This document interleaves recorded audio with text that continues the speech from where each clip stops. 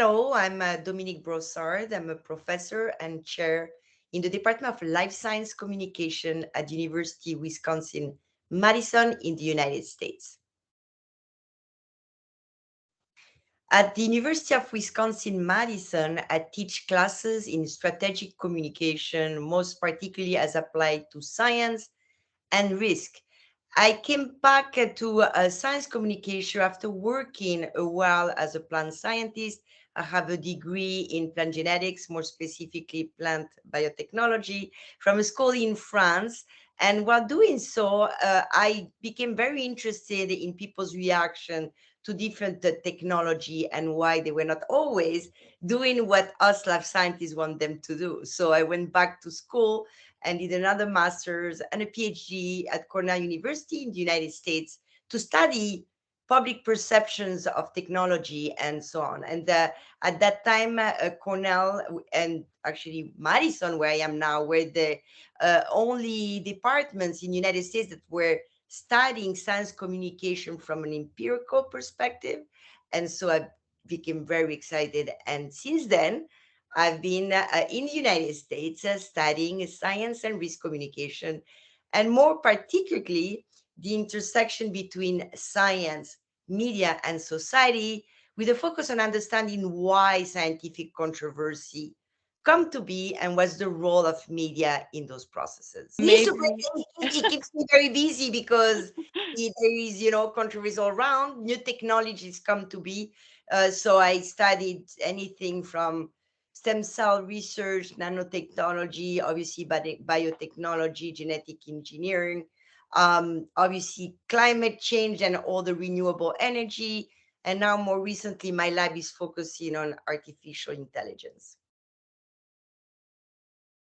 So, there is, it's clear that we all accumulate different type of knowledge depending on our work. My job as a researcher is, finding the dynamics and the process by which public opinion, is formed around these issues and the policy are decided.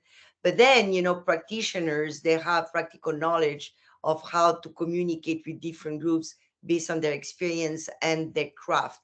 And I think only by talking to each other and working together towards, solving specific problems, we can actually be useful to society. Well, over the years, I've been in this field for quite a long time. I've forged a lot of friendships around the PCST network community. So I'm looking forward to seeing all of them. And I'm looking forward to forging new friendships and collaborations with everyone that be attended. I'm sure it's going to be a great group of interesting people. And I'm looking forward to meeting them all, as many as I can. Honestly, anything, any type of new science that has not only technical but also social, legal implications are really fascinating to me. And so that's any new technology really, and any type of context for which different type of group or people have to negotiate a way to move forward. In a nutshell, controversial, topics, post-normal science, where different groups have to negotiate a way to move forward. There's something that's interesting to me because it's hard to define, apart from really right and wrong, it's really hard to define, you know, when you think of a risky issue, everybody has a stake and everybody's to some extent, definition of what's good and bad will differ. And maybe it's fascinating to me, honestly, because I grew up in South America. I was born in Argentina from French parents, but I lived in France very briefly only, and I lived in like 10 countries and United States. And if you travel a lot, and that's why it's really great to go to PCST, you realize that people around the world hold different values, obviously, different norms, different notions of the way to move forward to make this world a resilient place. So I think my background, you know, around the world also determine why I'm so interested in the role of values in explaining why people differ for new technologies. Right now, we're working with different communities in Wisconsin, more particularly one called Beloit, they have a proclamation to be, carbon neutral in a long time, but the way to move forward, it's controversial. The policy that you have to be put in place are controversial. The way to,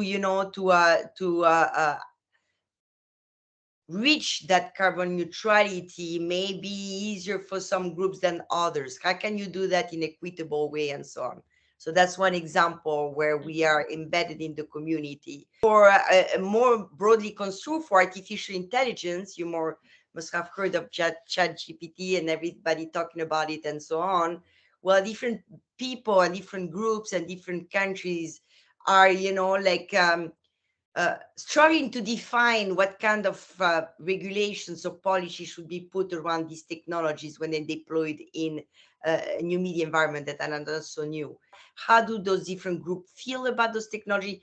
Who should have a say in making decisions? What are the groups that are, should be really involved in those conversations to move forward in a way where we are safe and is good for society? And that was the same for genetic engineer or